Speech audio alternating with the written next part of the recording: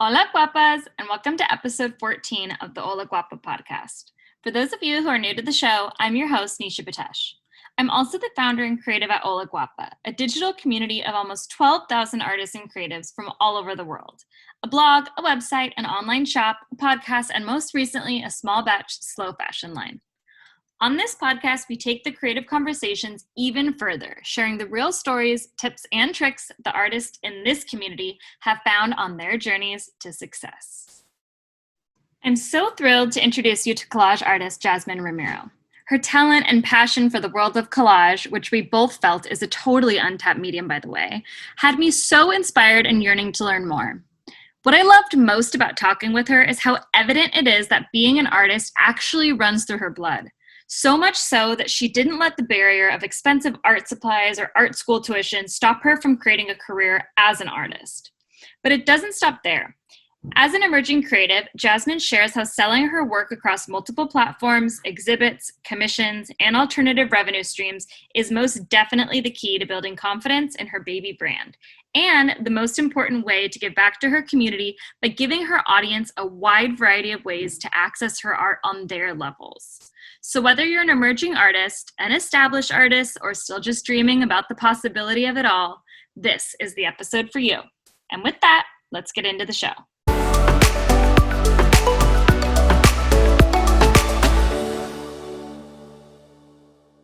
Hi, I'm Jasmine Romero. I work under the pseudonym Princess, and I am a collagist. Awesome. I think we should take it all the way back to the beginning of your creative journey. Is there a moment that you remember, like when you first knew that you were going to be an artist, or you were sort of born to create? Is there like an exact moment in time, or was it more of just like an evolution kind of a journey that you're still going on? There's always this funny story that my family tells me about how like I was always like an artistic type of person, just because when I was like 5, I guess, I had this habit of asking my siblings to draw something for me if I saw something I liked on TV. And they did it for a while, but then they're like, why don't you just do it yourself? And I was like, oh, what? I could do that. And then I just started drawing, and I just never stopped drawing since then. And then it evolved into like other mediums. But yeah, I just always had this urge to like capture something. I was always very interested in like studying things, studying aesthetics. You know, I was very, very attracted to color. So it was just, I've just always been into it. Did you go to art school, or are you all No. self-taught? It's all self-taught. I mean, you know, I had the basic art classes like in public school, but never went past like, like high school. I went to college for just TV production, but everything else was always just self-taught. Yeah, I know. I think that like a lot of, creatives sort of struggle with that, figuring out. I think the common theme that I've been hearing is like, people will often go to college for something else that they find a little bit more like stable, or maybe their parents ask them to do it. But in the end, they end up coming back full circle to working on something creative. Yes, I thought, when I was about to get into college, I was like really confident in just making myself do all the self-teaching, and I wanted to do something like more, like they told me more practical, to like not do art as a full-time thing. So, I was like, okay, well, I do want to be safe. And it was really expensive to go to the art schools that I wanted to go to. Like, that was the hugest barrier, honestly, for me, was just, well, I can't spend $80K. Mm-hmm. So I'm just Mm-hmm. going to try to bring it, you know? I mean, you've done an amazing job. Your art is so cool. So you focus heavily on, like, is it, how would you describe your art or your style? So after everything that I've done, or like thinking back on all the things that I've done, there's always been like a theme of like mysticism, or like interest in like the mythological or magical. There's always an aspect of transformation, and there's definitely a focus on ladies. I just love ladies. I love drawing ladies. I just think they're so beautiful and they're so artistic. And I don't know. It's just something about the form that is so like, I don't know. It's just, I'm very in tune with it. Um, and a lot of it is just like magic, transformation, feminism. There's a lot of spontaneity I like to put into my work. I like the idea of like play in my work. Like I want things to be very playful. I think a lot of art is just, and I think I said this before in the interview, but a lot of art is just very like angsty, and I want more like happy. Yeah, it is funny because I think that there's sort of this like preconceived notion of like the struggling artist, or like you said, even like the angsty, sort of like disturbed artist. Mhm. And I think that, there's so many creatives out there who just that isn't their story. And I mean, I'm sure there's, some who are, but I feel the same way. Like, I don't feel like a struggling artist or like this like depressed, moody sort of character. So I think it's really cool that you're Yeah. telling your story too, like. It's just kind of like I'm gonna have to take a second to think about what I want to say for sure right now, but hmm, I want to like put forth, like I want to create images that put forth the energy that I want to continually project. Like I don't want to keep thinking. I mean, like, I don't want to ignore my sadness. I want to work through that, but I want to just be like, let me create something happy so I can continue to be happy and make others happy. That's Or so like cool. something magical, and hopefully it makes other people feel magical and not think about that sad thing that they It have going it on. totally does. I mean, your work is like so inspiring. It's definitely uplifting. And your medium is collage. So can you talk to us a little bit about maybe for those who don't know much about collage? I know you talk about it as being like a super inclusive medium, which I find really fascinating. Can you speak a little bit about that? I would love to. I just, after, I've explored drawing, I've explored painting, I've explored photography, and I like, in order to do all of those things, drawing not so much. I've always loved that it was just pencil and paper, but photography, you gotta get a camera, and you gotta get an SD card, and you gotta get equipment, and painting is, you got to get paint, and you got to Right. get the brushes. It's just all of it, costs so much money, and it's, if you want to just make art, you sometimes you feel intimidated by like what are all these supplies, what are all these options, and that can be a barrier for a lot of people. Understandably, it was a barrier for me, and collage was something that I just was like, I don't even have to think about it. Like Mm-hmm. I can just pick up a magazine, like a magazine that was just laying there, and rip stuff out and just put it on a piece of printer paper that I had. And that was just so like easy and so like cheap, like not cheap in like a negative way, but like, wow, I didn't really have to go out of my way to do anything. And it's still art. Like it wasn't, you know what I mean? It's very accessible. And Totally. I found that very magical in itself, because it's like I'm taking these other things and I'm reusing them, and I'm giving them new life without really um without really like thinking too hard on it. It's a very visceral, very like raw thing to do. And I like how anyone can do it. It doesn't matter who you are, where you are, how old you are, you can just do it. I love that. I think it's I mean, even talking about the fact that, you are self-taught and you started with a medium that literally requires like nothing more than a piece of paper and a magazine. It's so cool to hear like that side of things, because I think that, like I said, there's sort of this like idea that you would have to go to school or you'd have to be formally taught or trained in a certain skill. And I love that you've just sort of like defied that and said like, I'm an artist at heart, and I'm just gonna create. Like, you can't help but to not. It's just like a craving. Like I think, it's not exclusive either to artists. It's just, I feel like if you're passionate about something, you're just going to find a way to do it. Yep. It's a habit. It's a habit. and it's a habit that you just continue to do. Yep. So talk to us about your process with collage. I know you say that you started with, sort of maybe what you had. Has it evolved at all, or are you still using the same process of magazine and cut and paste?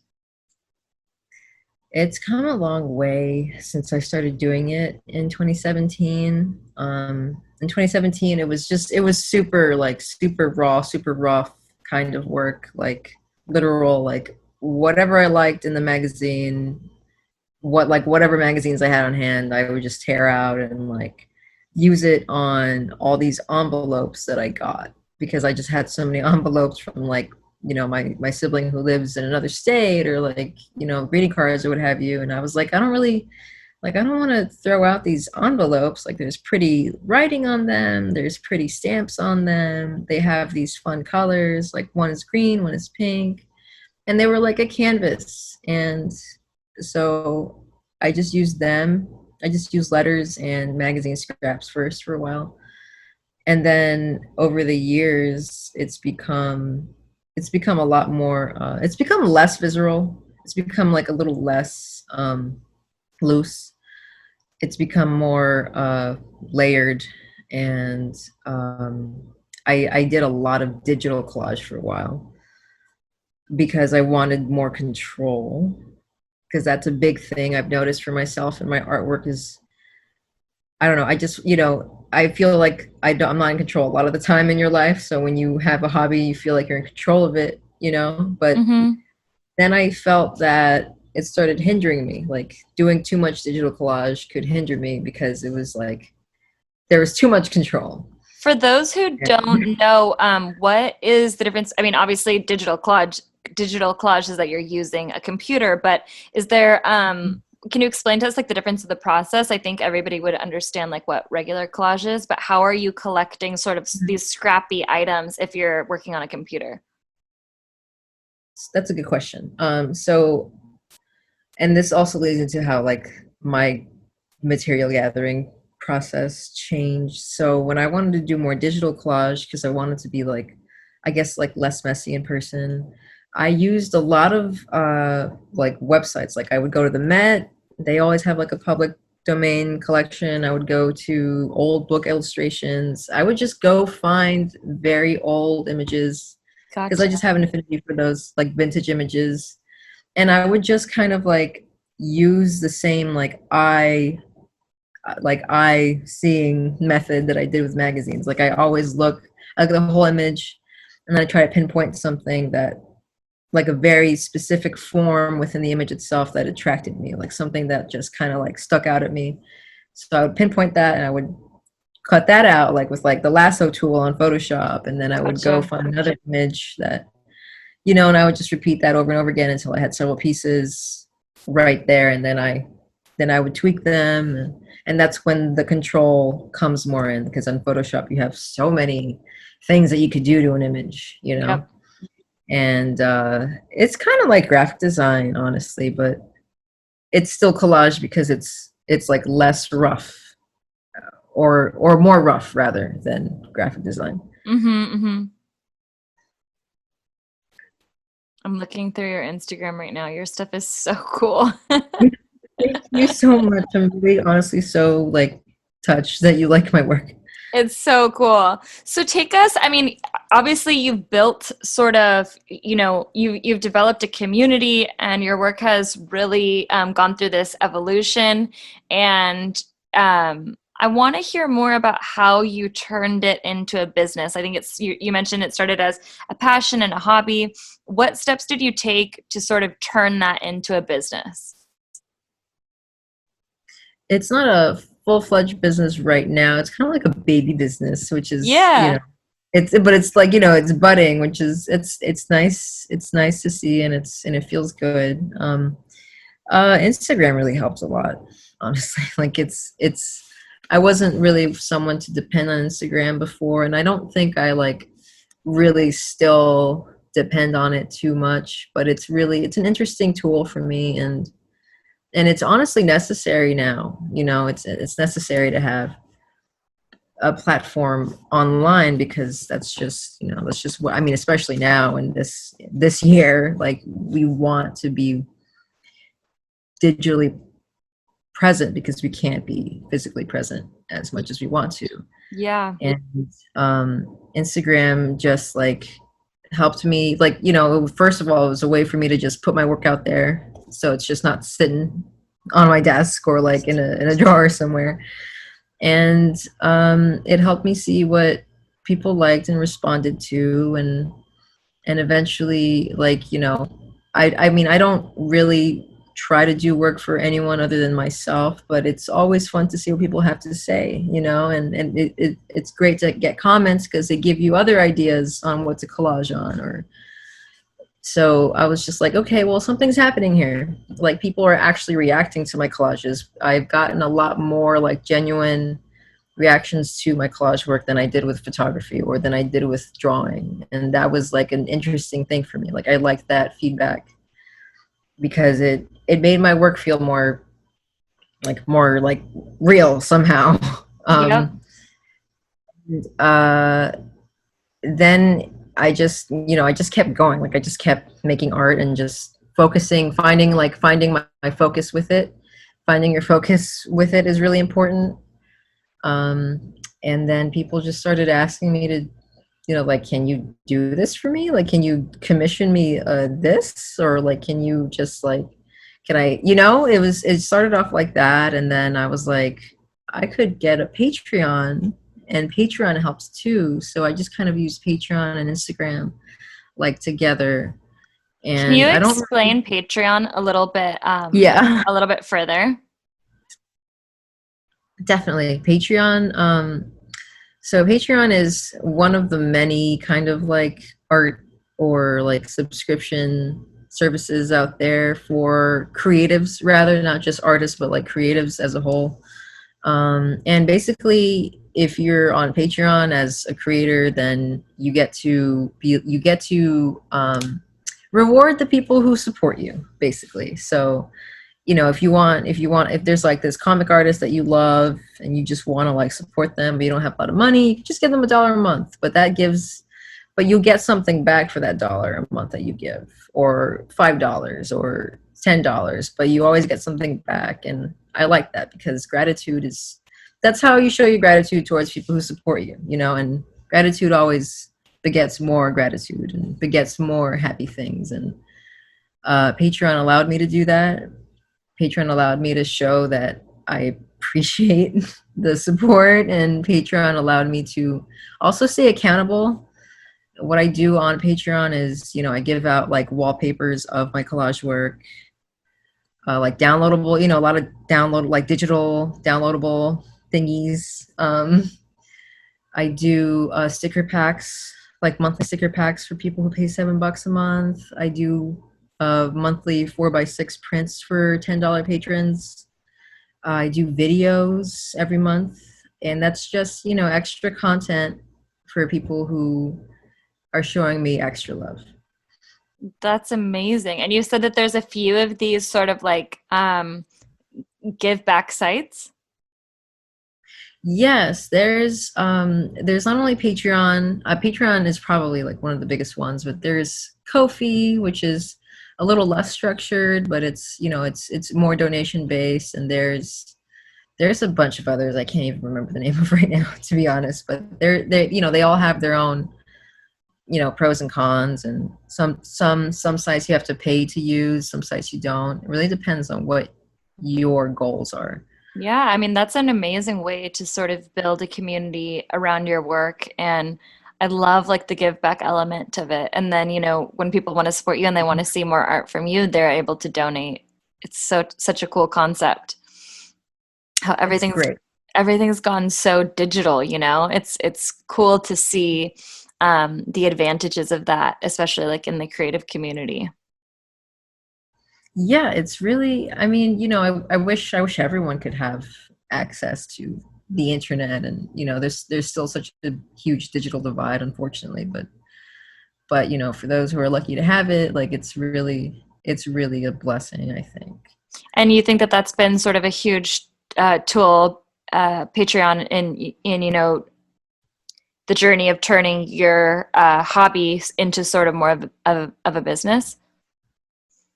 Yeah, Patreon's I think it's a good like transitional kind of thing for me because I'm a creative person. I'm not really good at crunching numbers. Like I don't really Mm-hmm. know how to like I'm not like a retail person. Like I don't really know how much profit I'm making sometimes. Like I really have to sit down and think about it or like, ask for help or something.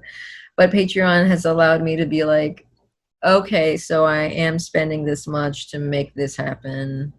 I'm learning about like more shipping practices because I have to ship things out a lot more than I ever did, Yep. and it's fun, and those are the beginning steps into like running a business technically. Yep. Yeah, I think it's a great step. I eventually want to open my own like little legit like licensed kind of business, but I think Patreon's a good transition into that.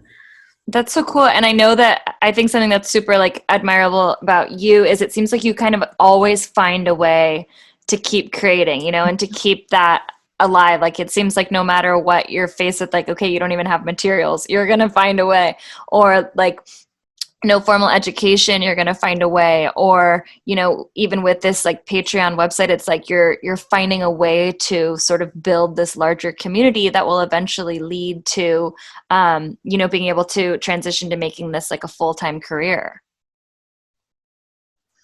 Yeah, you just have to really, it's not that, I mean, you do have to want it, but I mean, I'm lucky enough to have like the resources available to me, but at the same time, like it's just always on my mind, like how can I honor this idea or like this thing that I have in my head? Like it's just something that I really enjoy, and if it brings joy to other people, that makes it even better. So I think that's just kind of like, the thing that keeps me going is like, I've created something and that is so empowering. And it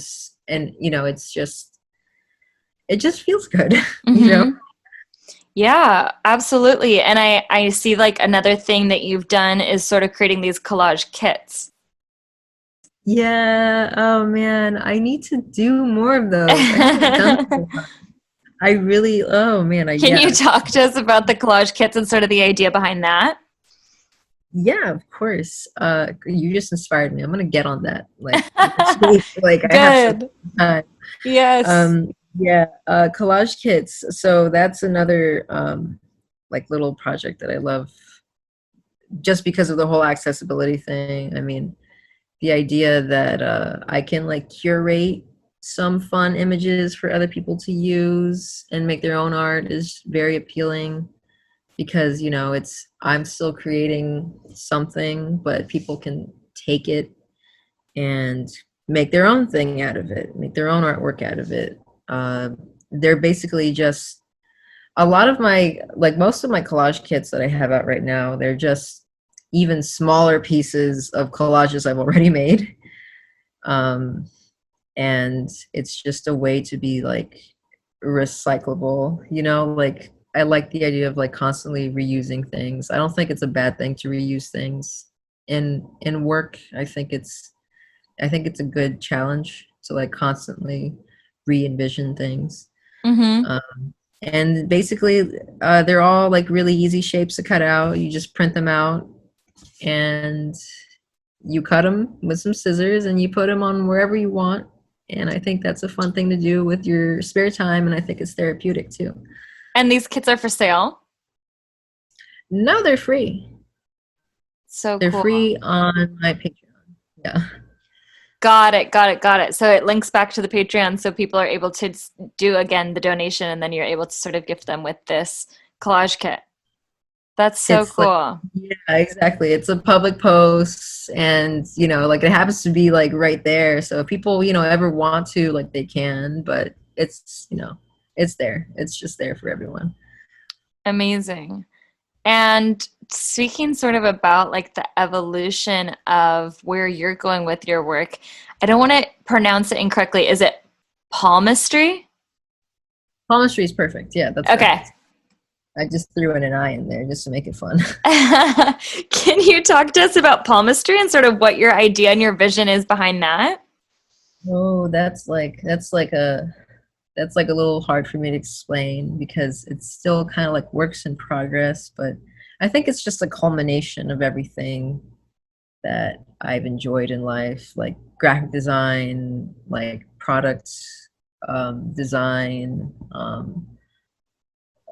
very custom, unique works. I basically want to eventually just have like one place where I kind of show off all the things that I like to do.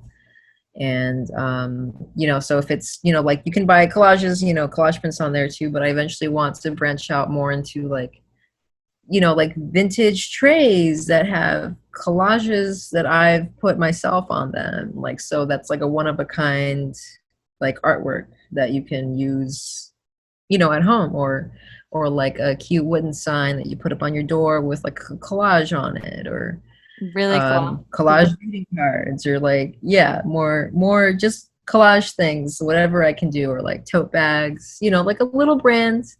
Yeah.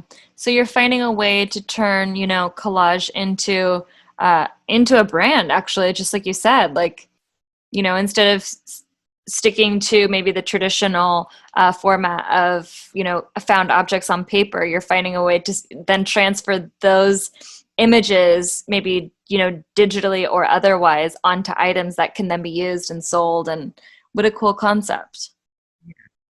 Yeah, yeah, thank you.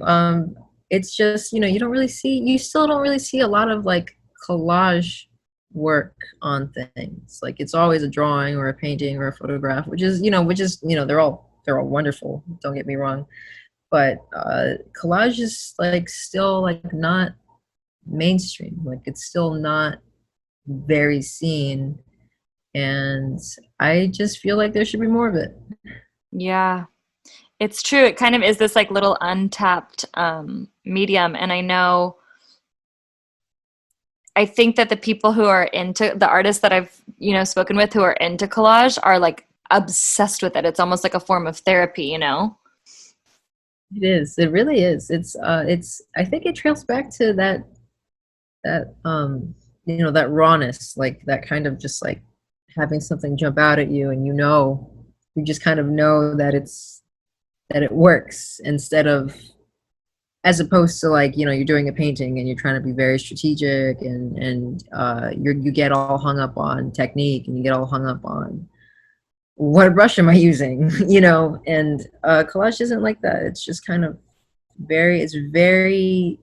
It's a very intimate thing. It's very like, not that painting isn't or anything else isn't, but collage is like boom, like, bam, you know, like it's just right. It's like instant. It's an instantaneous connection. So I think that is very therapeutic. Whenever I've had like zine workshops, I usually just have them kind of collage their zines, and every time I've done one, at the end, everyone, or like a lot of people, are just like, I feel so much better. Like I didn't even know I had all of that inside of me. And I think it's because they collaged. I think it's because they figured some things out for themselves, or they like took a part of themselves that they had inside they didn't even know, you know. Mm-hmm. Sort of like you're able to access, whatever you're Yeah, thinking or going through collage. it's a very subconscious kind of thing for sure. And I know that you're super passionate about like aesthetics and the use of colors that you use, and what's behind that? Color is just like my whole life. I don't know why, but I just love everything colorful, and I love, and not even just bright colors, but just like the way colors look together. I just like how the way two colors or three colors together can change the entire feeling of something. So a lot of the times my work, when it comes to using color, is honestly kind of subconscious, but I always do kind of like a check. Like I do like a self check when I have pieces together. I'm just like, do these colors like each other?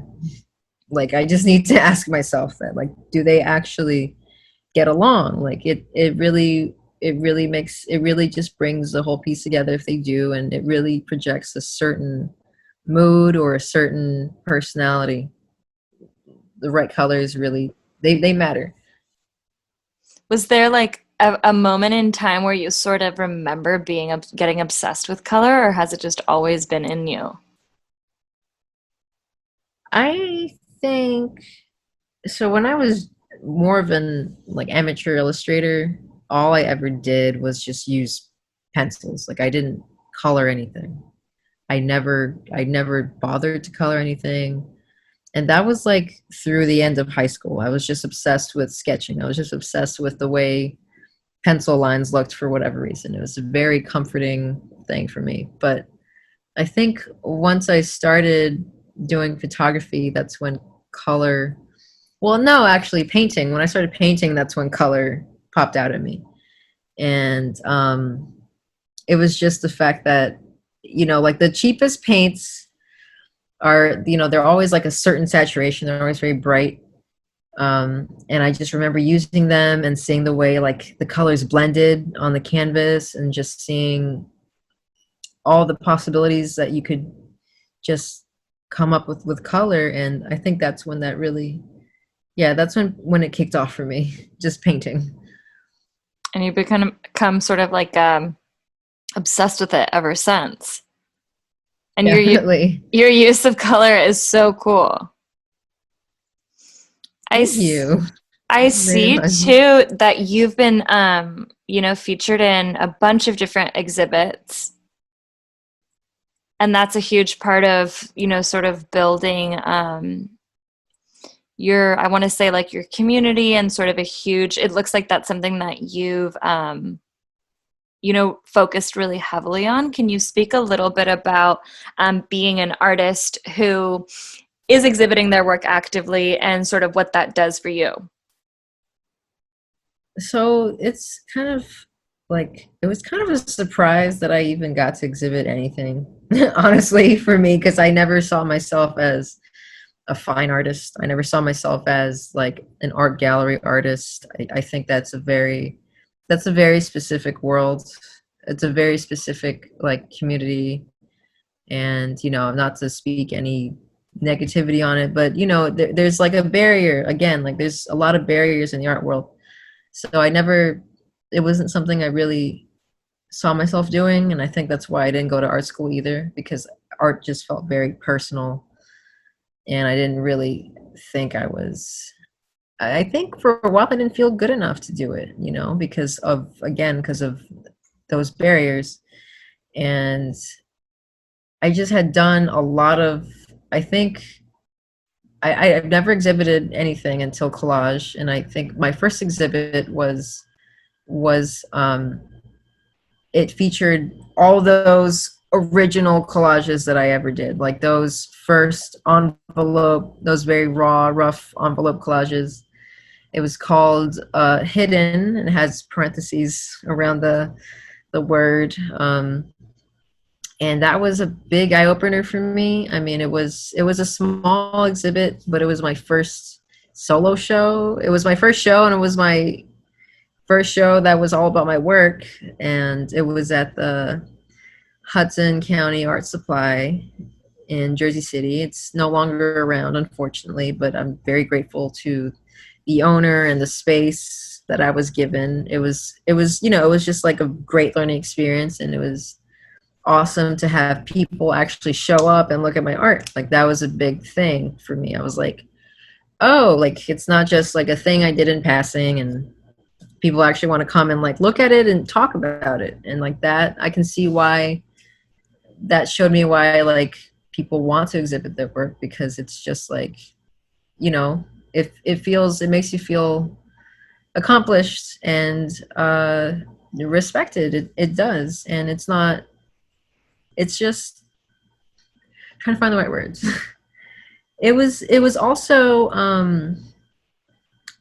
like, wow, like I need to find a better way to present my artwork. Like I did not have frames. Like I didn't frame anything. Like I don't really have a lot of money, so I was like, let me figure it out like a different way to do this. And I didn't get frames, but I got like string, and I kind of like taped like the backs of the collage onto like one string, and then there was another string with another set of collages on it. And overall, there was like 30 something pieces. Wow. So they were all just kind of like floating gently over the wall. And like, I mean, it's not the most professional thing ever, but it was, it made me think about presentation, and it made me think about how to dress up an artwork, which is very important. And those are layers that artists do need to think about. Even if you're not exhibiting a lot, it really adds something to your personal art making process. Totally. I mean, I think that what's interesting about sort of pushing yourself outside of your comfort zone to do something like an exhibition, although I totally understand what you're saying about it can be a barrier, in a certain respect. But on the other hand, if you're able to get the opportunity to do so, it must have taught you so much. And even just hearing about like dressing up your artwork, that's one element of it. But I'm sure, people want to talk to you about your art. So it's like, okay, you're kind of in your own little zone all day long creating. And then you make this piece and you're able to sort of curate this perfect little title or caption if you're posting it on Instagram or to your website. But when somebody is standing in front of you asking you, why did you create this piece, or what does it mean? I mean, what's that like? Yes, that was a huge thing. It was like like you said, it's one thing to post it on Instagram and have like a caption that you thought about. You didn't have to say it on the spot, but when someone comes up to you and they like point out all these little things about it and they have all these questions, it forces the artwork to reemerge through you. And it's a reinforcement. It's a reinforcement of what that art means. And it's also a very like you're not going to get that moment with an artwork otherwise. Like how you're not like, you can go on Instagram and see this person's caption about the artwork, but having the artist look at you in the face and be like, well, I went through this when I made this, like, and you can just see like the channeling of the spirit of that work, which is really fun. It's fun to be able to do that, and it's very like rewarding to be able to do that, but it's also very like humbling, because it's like, oh, someone wants to know, like, and I think people enjoy that. I think it's a two-way street kind of thing. It's really cool. And I think, that's something that's people talking about their work in person is probably something that has been lost, just due to everything going digital. And probably another thing, that's great that comes out of that is I think a lot of creatives struggle with pricing. And I think getting to see like somebody's reaction in person, or, being resistant to a price, or going, oh my God, that's so low. That's probably a cool thing too. Do you struggle with pricing your work, or do you have like a formula that you use? I definitely still struggle, because not until recently did I start really selling my work. My work has always just been like, I just do it, but in the past, I guess I would say like in the past 2 years, I've started selling. And at first, I don't know what it is, but maybe it's because of the way I was socialized, but I don't like to ask a lot of people. Like, I don't like asking for things. So pricing was very like, it was like a struggle for me. Like, I don't want to come off as over confident, or like over, I don't want to seem that way, but at the same time, like, I put my heart and soul into this. So like, Yeah. what is something that makes sense? What is something that's reasonable? And I also, I want to keep my art accessible too, because I think everyone should be able to enjoy art. But now I have a formula. I used to not have any kind of guideline, but like, let's say if someone commissions me, like now I take a deposit. I ask certain questions, And then What kind of questions do you ask? basically, you know, what is the goal of this artwork in your mind, and what do you want it to portray, and like what colors do you want me to use, and is there anything, you know, are there any feelings associated with this, or when's the due date, you know, that's very, Uh-huh. because I like deadlines. There, I don't, I mean, I like enjoy that people want me to do whatever I want to do. I love being given creative freedom, but I also really need guidelines. So that's why I ask so many questions. Really, it's just I need guidelines, and that's a big thing for pricing too. Mm-hmm. Mm-hmm. And then you were explaining sort of the rest of your formula after when somebody asks you to do a commission. Yeah, that's just so if they want a commission from me, basically I tell them, you know, I need this much for a deposit. Otherwise, you know, I really need a deposit because unfortunately people have, you know, not paid me at all for something that I completed for them. And I mean, it wasn't a complete stranger. It was like a person who was a friend, you know, so you don't expect that to happen, but like I don't want that to happen again. So like Mm-hmm. deposits are very necessary, I think, and Is it there a certain shows. percentage that you take for a deposit? It's just the first hour of work. Okay. So I have a certain rate, and then I just apply like, so like, okay, so my rate is this. Just give me the first hour worth, and Got that it. establishes like a trust. You Mm-hmm. know, it shows that they're serious about commissioning you, and it also shows them that you are willing to like do a lot of like thinking for them, and um, you know, it's that initial thing. It's like it's just kind of like a pinky swear, you Mm-hmm. know. Yeah, exactly. I was gonna say it's almost like a handshake. You know, okay, Yeah. let's get started. Exactly. Do you find that a lot of your work is now commission based, or are you selling more the original pieces that you're posting on Instagram? I'm doing more commission work now. I mean, I'm not, you know, I'm not crazy up to my knees in commissions, but I've been getting at least one or two commissions every month, and they're not small projects, you know, they're always kind of like a whole digital collage, not just like a minimal thing, you know, something that requires like a print or like a wooden panel work, which obviously costs more because it's not digital. But, you know, people have been asking me to make things for, you know, like a room, like, you know, their living room, or like something to represent like their business, or like a home feeling. I've been surprised because I didn't really, you know, like I said, the other mediums I did, or I didn't really get a lot of that. And now, like, this has really brought on more people asking me, like, can you do this for me? It's just like, it's been fun. Something I find so like fascinating about commission work is, you know, that people obviously you're bringing to life somebody else's vision, but they came to you for your style. So finding a way to merge the two must be a really interesting, challenging process. Hmm. Oh yeah, yeah, definitely. That's something that I always toil over that.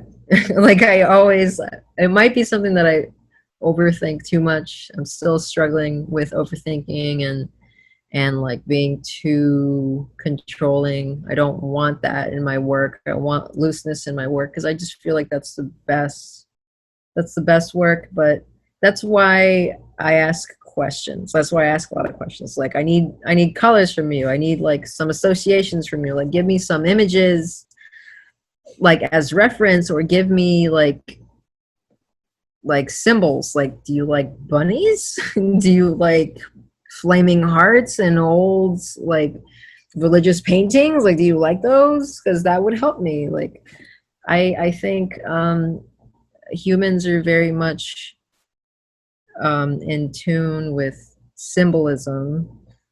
It's just in our nature, I think, to be so attached to images, and because they always evoke certain things, and there's, you know, symbols in different countries, different cultures at different times, but they've always meant the same thing, you know. So I do ask a lot of those questions so I can have a better understanding of what they like and make sure that it fits in with what I do. Yeah, so it's good. So you're always prepared. I feel like that's a really good key takeaway. And I know, like you mentioning symbolism, I think it feels like that's a huge sort of theme throughout your work. And I know that you're inspired by your own heritage and you're Peruvian, right?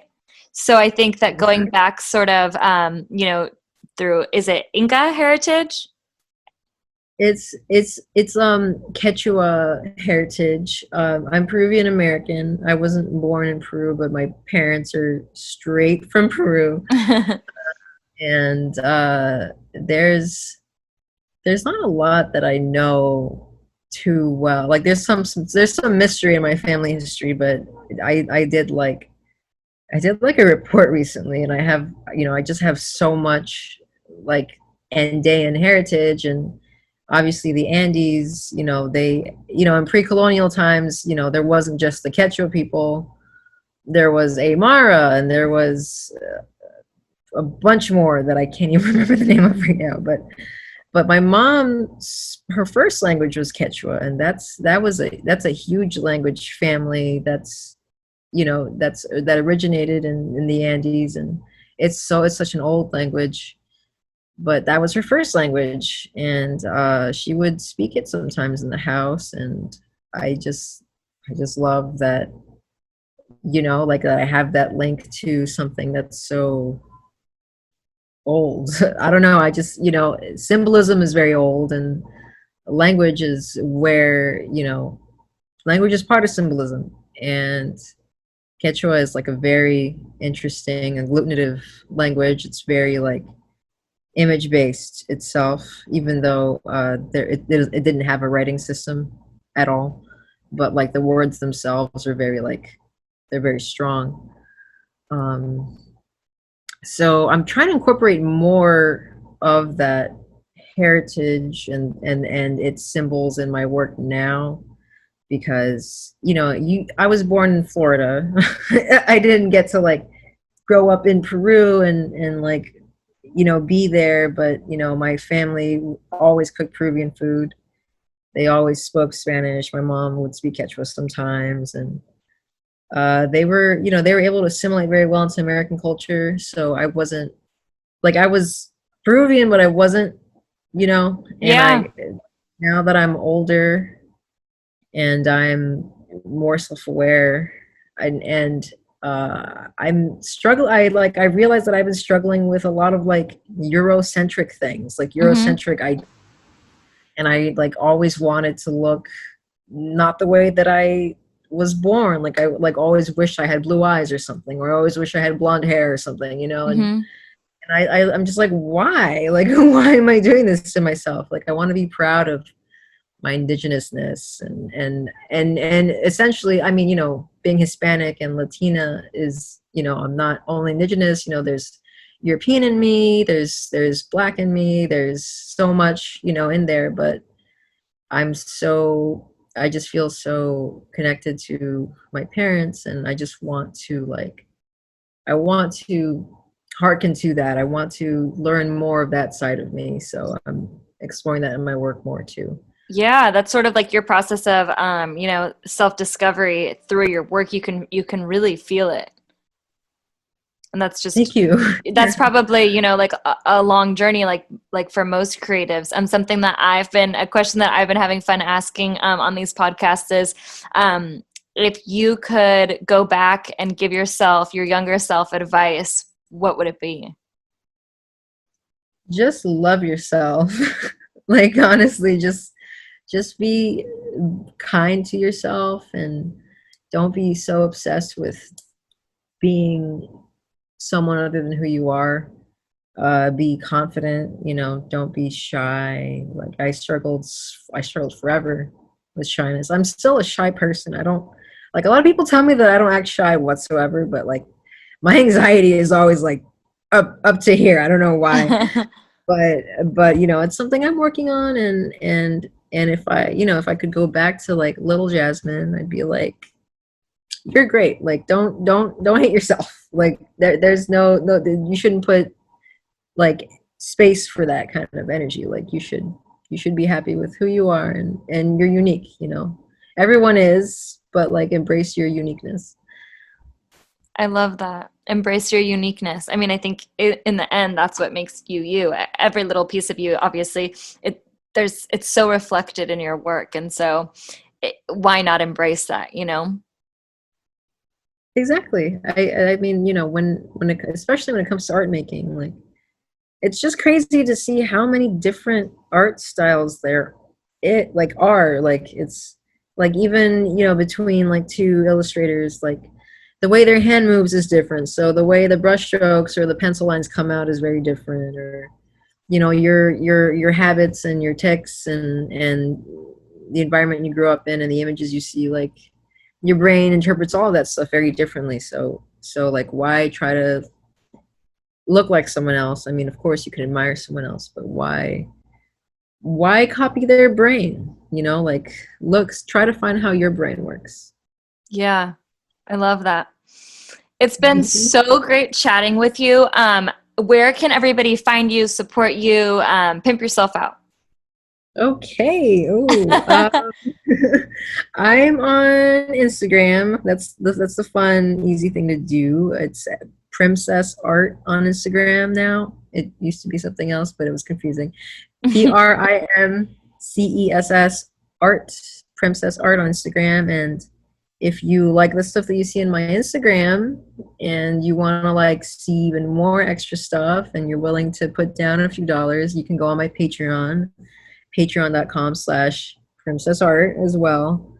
And you can watch videos of how I do my collages on there if you so choose. There's just a bunch of little goodies on there. And I also have a website, palmistry.com, PALMYSTRIE.com.